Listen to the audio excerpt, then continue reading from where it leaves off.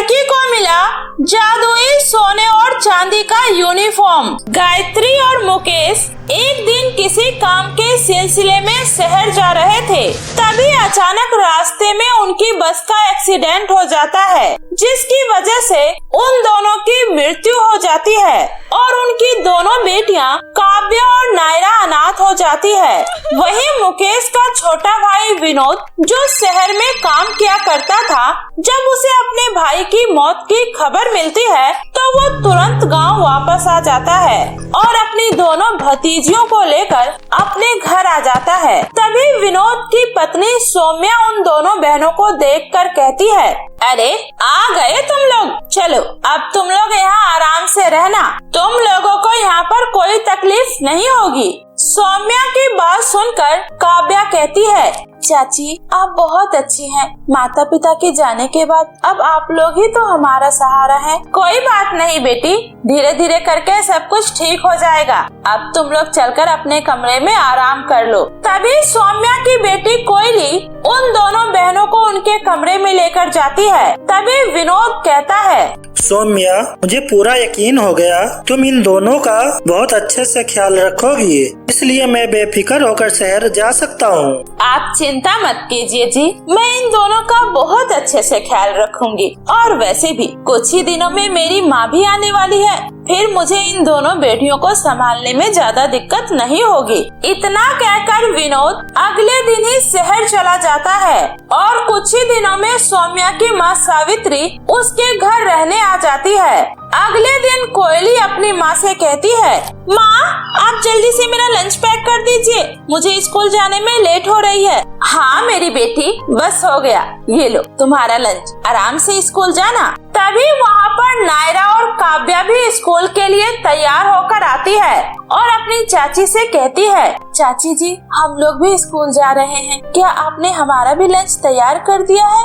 अरे इतनी जल्दी भी क्या है स्कूल जाने की, तुम दोनों अभी यहीं पर रुको, मुझे तुम दोनों से कुछ काम है। और कोयली बेटा तुम अपने स्कूल जाओ और तुम दोनों फटाफट से रसोई में जाकर मेरे और माँ के लिए चाय नाश्ता बना कर ले आओ, क्योंकि मेरे पैरों में दर्द हो रहा है और इस समय मैं ज्यादा काम नहीं कर सकती हूँ। अपनी चाची की ये बात सुनकर दोनों बहनें रसोई में जाकर नाश्ता तैयार करने लगती है। तभी सौम्या की माँ उससे कहती है, अरे तुझे इन दोनों बहनों को स्कूल भेजने की क्या जरूरत है? इन दोनों को अपने साथ घर के काम करवाया कर। वैसे भी कब तक अकेले घर का सारा काम करते रहेगी? नहीं माँ, स्कूल तो मुझे इन्हें भेजना ही पड़ेगा, वरना अगर आपके दामाद को पता चल गया तो वो पता नहीं क्या करेंगे, इसलिए मेरे पास इससे भी अच्छा एक प्लान है। इस तरह सौम्या अपनी चालाकी से हर रोज काव्या और नायरा को किसी न किसी काम में फंसा दिया करती थी, जिस वजह से दोनों बहनों की पढ़ाई का बहुत ही ज्यादा नुकसान हो जाता है। एक दिन उनकी क्लास टीचर उनसे कहती है, काव्या और नायरा ये तुम दोनों का रोज का नाटक हो गया है,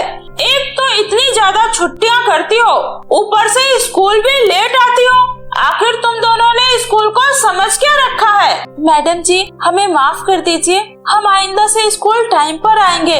ठीक है, आज मैं तुम दोनों को छोड़ रही हूँ, अगर अगली बार तुम लोग स्कूल लेट से आई तो मैं तुम दोनों को स्कूल से निकलवा दूंगी। छुट्टी के बाद जब नायरा और काव्या घर जाकर ये बात अपनी चाची को बताती है तो उसकी चाची गुस्से में उससे कहती है, अरे तो इसमें मैं क्या करूँ? मैंने तुम दोनों को थोड़ी ना कहा है कि तुम स्कूल लेट से जाओ। अपनी चाची की ये बात सुनकर दोनों बहनें उदास हो जाती है।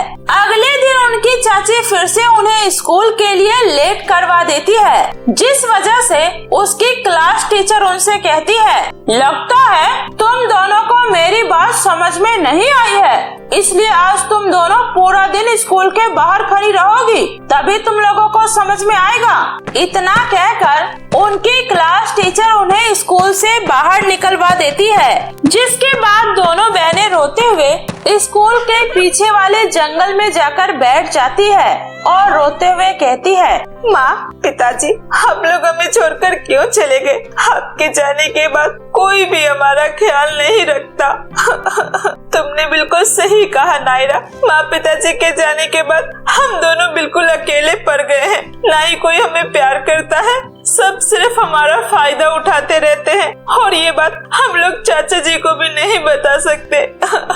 नायरा और काव्या इतना कहकर रो ही रही होती है, तभी उनकी नजर बगल में पड़ी एक कांच की बोतल पर जाती है, जिसमें अचानक से कुछ हलचल होने लगती है। उस हलचल को देखकर नायरा कहती है, अरे ये बोतल अपने आप कैसे हिल रही है? इतना कहकर नायरा जैसे ही उस बोतल को उठाकर उसका ढक्कन खोलती है, वैसे ही उसके अंदर से एक सुंदर सी सोने और चांदी के पंखों वाली परी बाहर निकलती है, जिसे देखकर दोनों बहनें हैरान हो जाती है। तभी परी कहती है, अरे तुम दोनों मुझे देखकर इतना हैरान क्यों हो रही हो?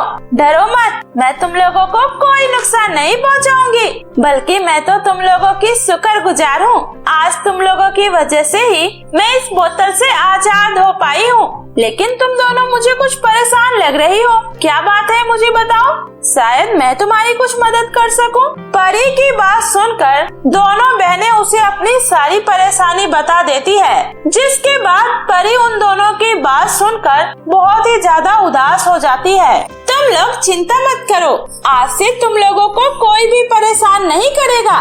ये लो, ये सोने और चांदी के जादुई यूनिफॉर्म है। इसे पहनते ही तुम इससे अपनी कोई भी इच्छा को चुटकियों में पूरी करवा सकती हो और फिर तुम दोनों अपने स्कूल में कभी भी लेट नहीं होगी। और अगर किसी ने इन जादुई यूनिफॉर्म को नुकसान पहुंचाने की कोशिश की तो उसके साथ बहुत बुरा होगा।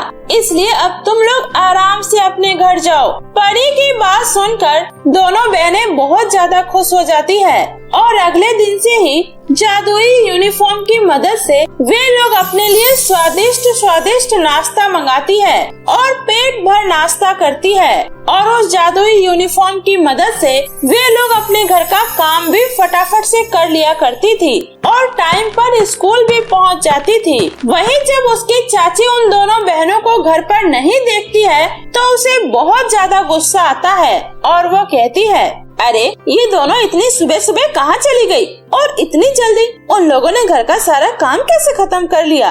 जरूर वे दोनों स्कूल ही गई होगी, पर इतनी जल्दी उन दोनों ने इतना सारा काम कैसे कर लिया? जरूर कुछ तो गड़बड़ है। इस तरह नायरा और काव्या हर रोज टाइम पर स्कूल जाने लगती है और घर का सारा काम जादुई यूनिफॉर्म की मदद से चुटकियों में कर लिया करती है। लेकिन इन सब चीजों को देखकर सौम्या को बहुत ज्यादा जलन होने लगता है। तभी सौम्या एक रात उन दोनों की जादुई यूनिफॉर्म कहीं छुपा देती है ताकि वे लोग स्कूल न जा पाए। अगले दिन जब नायरा और काव्या अपनी जादुई यूनिफॉर्म पहनने के लिए जाती है तो उन्हें जादुई यूनिफॉर्म नहीं मिलती है। तभी वे लोग सीधा अपने चाची के पास जाती है और उनसे कहती है, चाची जी, क्या आपने हमारी स्कूल की यूनिफॉर्म कहीं देखी है? वो दरअसल हमें अपनी स्कूल की यूनिफॉर्म कहीं मिल नहीं रही है। अरे अब तुम दोनों को अपने स्कूल की यूनिफॉर्म कभी नहीं मिलेगी। बहुत शौक है ना तुम दोनों को स्कूल जाने का। अब देखती हूँ तुम लोग कैसे स्कूल जाती हो।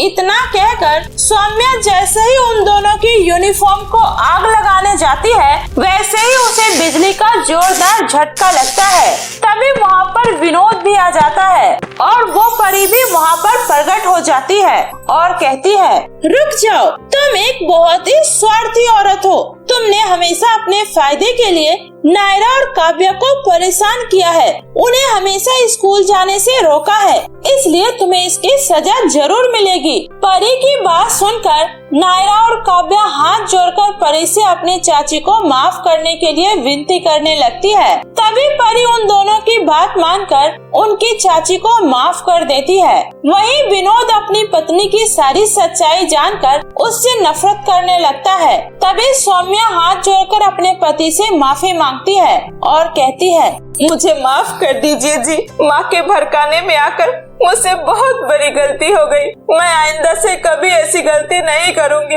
नायरा बेटी, काव्या बेटी, तुम दोनों भी मुझे माफ कर दो। मैंने तुम दोनों के साथ बहुत गलत किया, पर मैं अब दोबारा कभी ऐसी गलती नहीं करूँगी। नायरा और काव्या के कहने पर उसके चाचा भी सौम्या को माफ कर देते हैं, जिसके बाद सब कुछ पहले की तरह ठीक हो जाता है और फिर पूरा परिवार मिलकर हंसी खुशी रहने लगते हैं।